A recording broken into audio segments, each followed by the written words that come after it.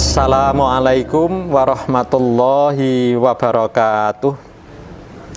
Alhamdulillah wa syukru lillah wala haula wala quwata illa billah.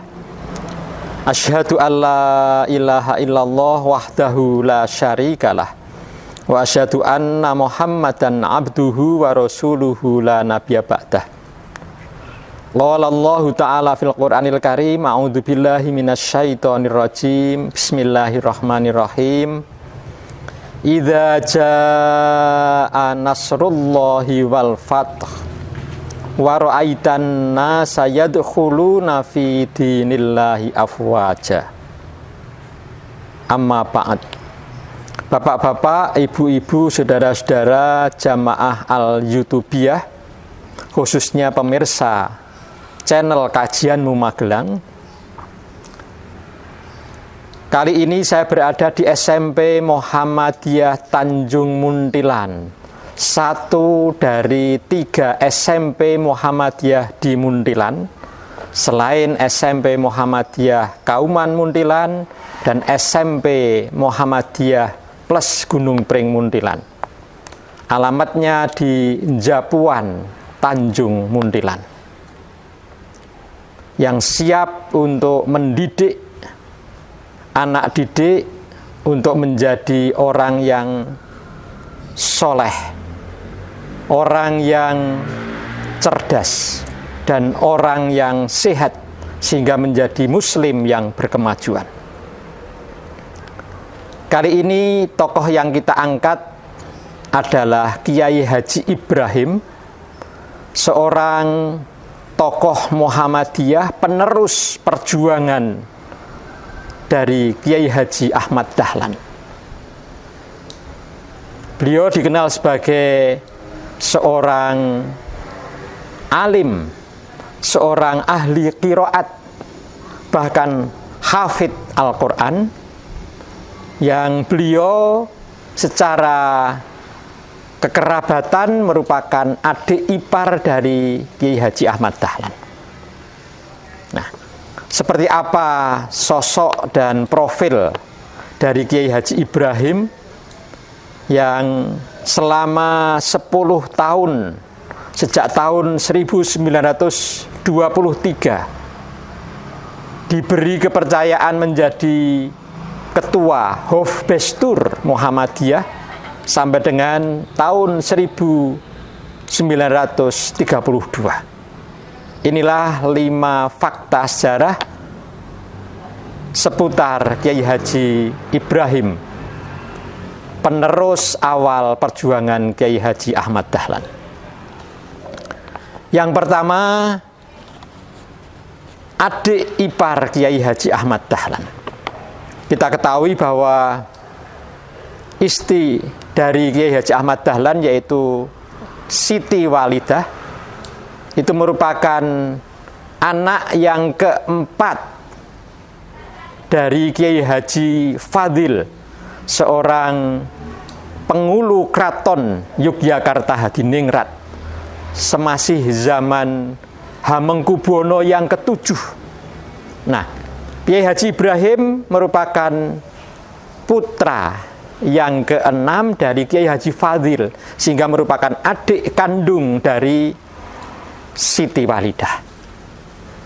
Kekerabatan yang semacam itu menegaskan selain kekuatan secara agama, tapi juga secara kekerabatan, sehingga Kiai Haji Ibrahim ya orang di luar kalangan dekatnya Kiai Haji Ahmad Dahlan, namun juga orang dalam, sehingga orang mengatakan beliau masih kerabat, masih adik ipar, sehingga itu menegaskan bahwa proses regenerasi di Muhammadiyah pada awal mula itu memang memperhatikan juga tentang kekerabatan ini.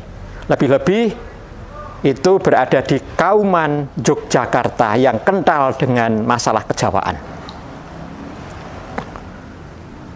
Kiai Haji Ibrahim memiliki usia 60 tahun.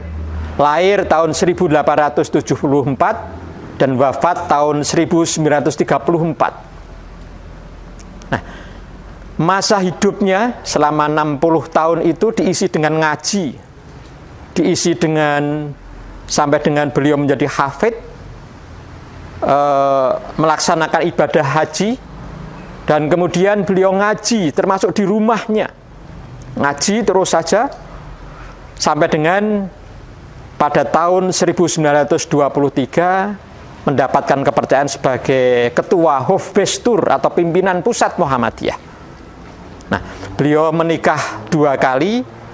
Yang pertama menikah dengan Siti Muhidah binti Abdul Rahman, tapi tidak panjang usia istrinya, dan kemudian setelah wafat beliau menikahi adik dari istrinya itu, yakni yang bernama Siti Musinah binti Abdul Rahman. Dan alhamdulillah istri yang kedua ini diberi usia panjang dan dikenal sebagai sosok istri yang teladan, seorang yang zuhud, ibu yang amat penyabar, serta ahli ibadah yang tekun. Kemudian fakta yang kedua, Kiai Haji Ibrahim adalah seorang hafidh Quran, alim yang terpercaya betul, al-amin betul. Masa kecil Kiai Haji Ibrahim seperti anak kauman Yogyakarta seumumnya itu berguru kepada para alim di kauman, termasuk kepada ayahnya sendiri Kiai Haji Fadil. Kemudian ikut pendidikan di pesantren, sempat dibimbing oleh kakak tertuanya yaitu Kiai Haji Muhammad Nuh. Beliau melaksanakan ibadah haji saat usianya 17 tahun, kemudian menuntut ilmu dan mengaji di Arab Saudi hingga hafal Al-Quran selama 8 tahun.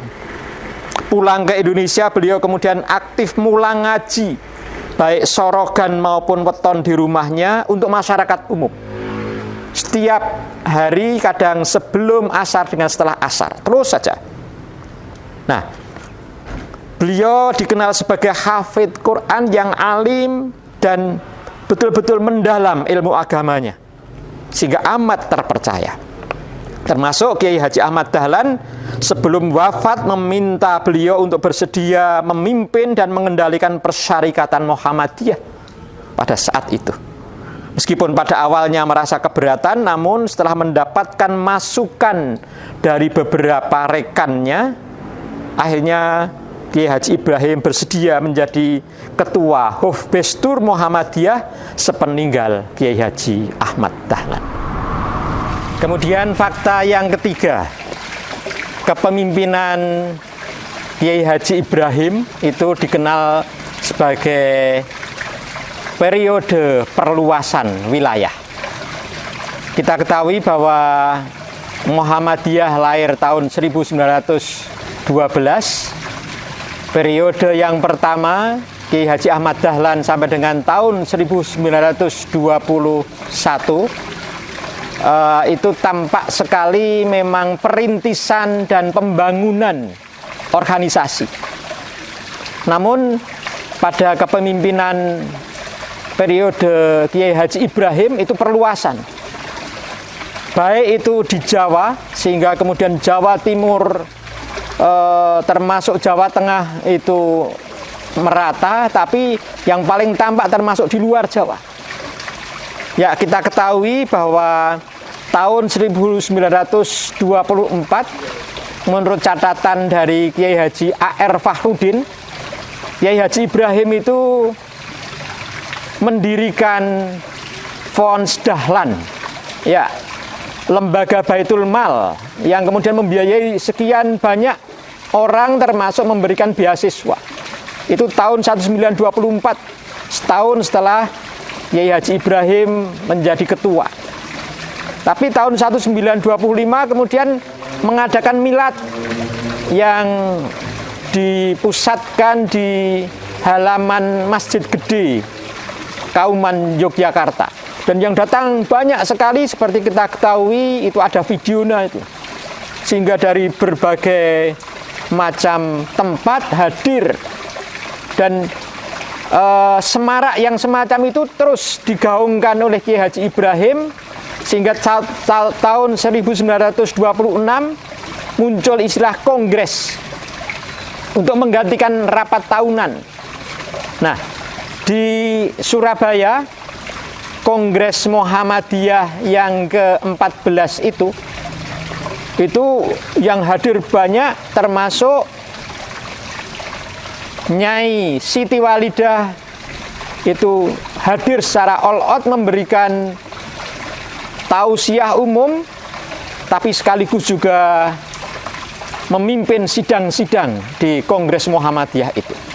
Tahun 1927, 1928 itu tampak sekali tempat-tempat kongres setelah kemudian di Surabaya, kemudian di Pekalongan, kemudian di Solo. Bahkan kemudian kita ketahui tahun 1930 itu Kongres Muhammadiyah itu diselenggarakan di Bukit Tinggi, Sumatera Barat. Kemudian setelah kembali ke Yogyakarta, kemudian tahun 1932 itu ada Kongres Muhammadiyah di Makassar. Itu tampak sekali bahwa ada perluasan wilayah di periode Kiai Haji Ibrahim. Nah, menurut catatan Kiai Haji A.R. Fakhrudin, selain membuat Pons Dahlan, itu Kiai Haji Ibrahim berhasil mendirikan semacam biro jodoh tahun 1925. Kemudian penerbitan buku tahun 1929.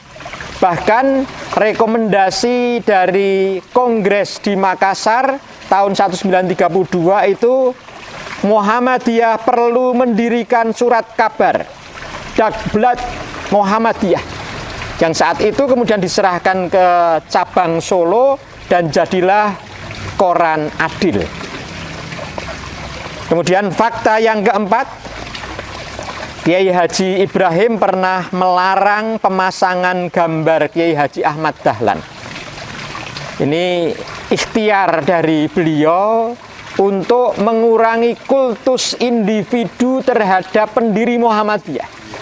Karena beliau merasakan tampaknya warga Persyarikatan Muhammadiyah terlalu mendewa-dewakan Kiai Haji Ahmad Dahlan, maka kemudian sempat melarang, jangan, untuk mengingatkan kembali paling tidak bahwa mari kita mengikuti dan bergerak di Muhammadiyah, tapi tidak boleh mengkultuskan pendirinya.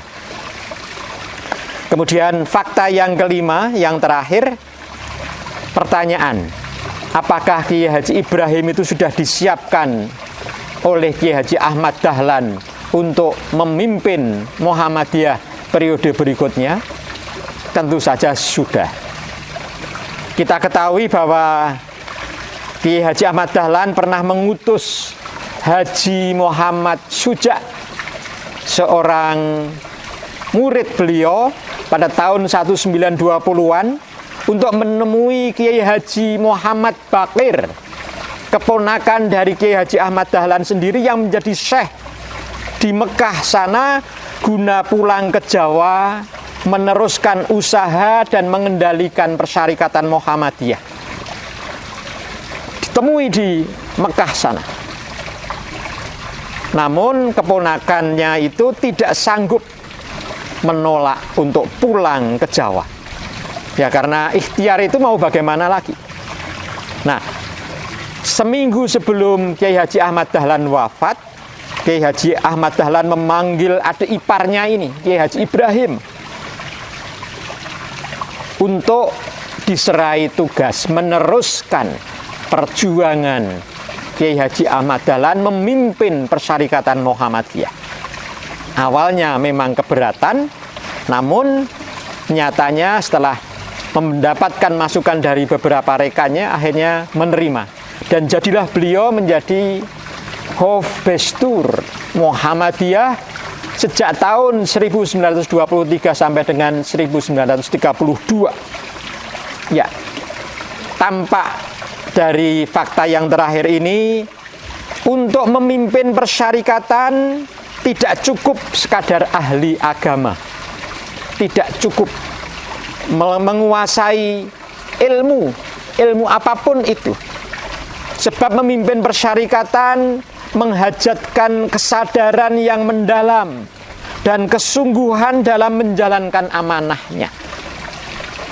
Artinya kalau Kiai Haji Muhammad Bakir tidak bersedia, jauh mungkin lebih fasih, lebih dalam ilmunya, tapi yang bersedia adalah seorang Kiai Haji Ibrahim, iparnya sendiri yang bersedia dan ternyata tepat menjadi ketua pimpinan pusat Muhammadiyah periode melanjutkan Kiai Haji Ahmad Dahlan. Setelah tuntas memimpin, kemudian pada tahun 1934 Kiai Haji Ibrahim sakit dan kemudian wafat. Baik, semoga kita bisa mengambil hikmah dari perjalanan seorang Kiai Haji Ibrahim, penerus perjuangan ketua pimpinan pusat Muhammadiyah sepeninggal Kiai Haji Ahmad Dahlan. Demikian, semoga yang sedikit ini ada manfaatnya dan mendapat ridho dari Allah Subhanahu wa taala. Billahi taufiq wal hidayah, nasrum minallah wa fathun qarib wa basyiril mu'minin. Wassalamu alaikum warahmatullahi wabarakatuh.